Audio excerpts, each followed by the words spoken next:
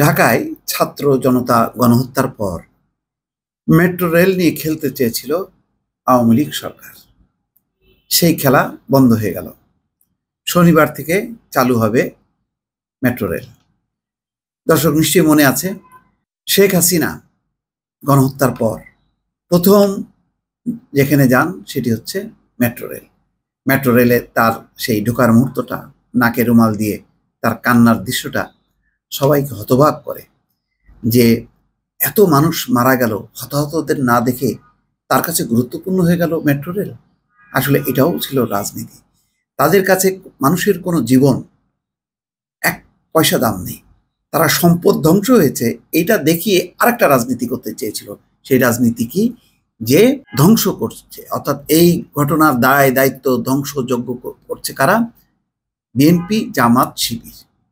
সুতরাং তারা ওই যে প্রথম থেকে বলে আসছিল যে এই আন্দোলনে তারা ভূত, জামাত, বিএনপির, শিবিরের ভূত দেখছে, সেটাকে এস্টাবলিশ করলো।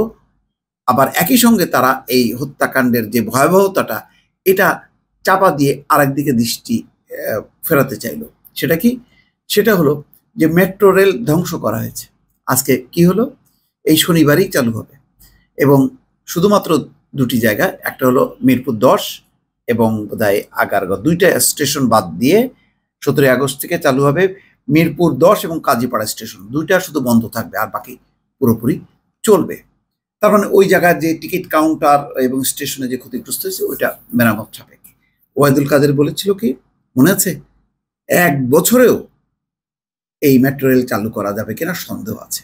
উন্নয়ন ধ্বংস হয়েছে, অর্থাৎ মানুষকে খেপিয়ে তোলা যে এই বিরোধী দলের কারণে এই মেট্রো রেল ধ্বংস হয়ে গেল, মানুষ আর চলাচল করতে পারবে না। মানুষ যাতে এইটা ক্ষোভে ফুঁসে ওঠে এবং বিরোধী দলের বিরুদ্ধে যাতে তারা জোরদার সংগ্রাম শুরু করে। কিন্তু সেই প্রচেষ্টা তো ব্যর্থ হলোই। সরকারই উল্টে গেল। গদি উল্টে যাওয়ার পর এখন যেই অন্তর্বর্তী সরকার, আজকে প্রফেসর ইউনূসের সভাপতিত্বে সচিবদের সবাই মুহূর্তের মধ্যে দেখেন সব কিছু তত্ত্বরায় ঠিক হয়ে যাচ্ছে। আর একটা বন্ধ রেখেছিল এলিভেটেড এক্সপ্রেসওয়ে, সেটাও চালু হয়ে গেছে ইতিমধ্যে। বিটিভি চালু হয়েছে। মানে সবগুলো তারা এমনভাবে ফোকাস করা শুরু করলো যে ভাই, জীবন তো মানে ওই যে আলতাফ হোসেন চৌধুরীর কথা মনে আছে না, যে আল্লাহর মাল আল্লাহ নিয়ে গেছে, যে জীবন গেছে তো গেছে, কিন্তু এই সম্পদ গেল, হ্যাঁ কি হবে? পরে অবশ্য টের পেয়েছিল সালমান এফ রহমান, বলছিল যে পরিমাণ মানুষের জীবনের ক্ষতি হয়েছে সেটা 1000 কোটি টাকা দিয়েও সেটা পূরণ হয় না।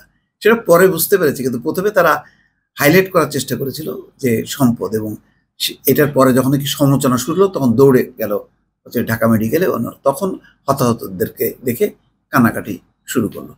যাই হোক, এই নোংরা ঘৃণ্য রাজনীতি মানে খুবই অপ্রত্যাশিত। এখন পর্যন্ত কারা আসলে এই যে বিটিভি ভাঙলো, এই এক্সপ্রেসওয়ে বা মেট্রো রেল, এটা কিন্তু বোঝা গেল না। হ্যাঁ, হতেও পারে বিক্ষুব্ধ জনতাকে যখন কি মেরে ফেলা হচ্ছে, একটার পর একটা লাশ পড়ছে, তখন তারা ক্ষোভের বহিঃপ্রকাশ হিসেবে সামনে যা পাবে তাই তো হয়। মানে গণবিক্ষোভ, গণঅভ্যুত্থান কি কখনো গণসঙ্গীত গাইতে গাইতে হয়? হয় না। এই ধরনেরই হয়, নিরস্ত্র জনতা তাই করে। ফ্লয়েডের কথা মনে আছে? 2020 সালে যখন কি তার মানে ঘাড়ে চেপে এই শ্বেতাঙ্গ পুলিশ মেরে ফেললো, তখন সারা আমেরিকা জুড়ে কি হলো? তাণ্ডব চললো। দোকানপাট লুট, তারাস, ভাঙচুর, আগুন।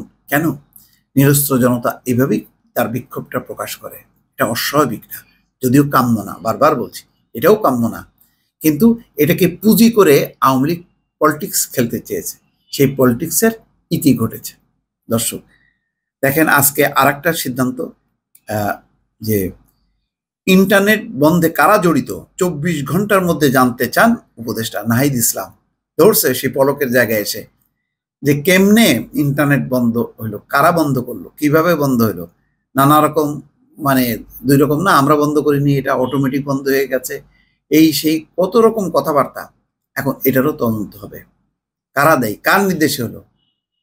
খেলা আছে দর্শক, খেলা আছে, বহুত ঘটনা ঘটছে। ওই যে পররাষ্ট্রমন্ত্রী হাসান মাহমুদ, তার এখন সব ব্যাংক অ্যাকাউন্ট ফ্রিজ করা হচ্ছে, এক এক করে ধরবে। এই জন্য তারা এখন দ্রুত বেগে নির্বাচন চেয়ে, যাতে এই সমস্ত জায়গা থেকে অব্যাহতি পাচ্ছে। তারপরে তো এই এতকাল যাবৎ যেই নির্যাতন, নিপীড়ন, আয়নাঘর, সেইগুলি তো পই পই করে হিসাব দিতে হবে গুম খুনের। দর্শক ভালো থাকবেন, আল্লাহ হাফেজ।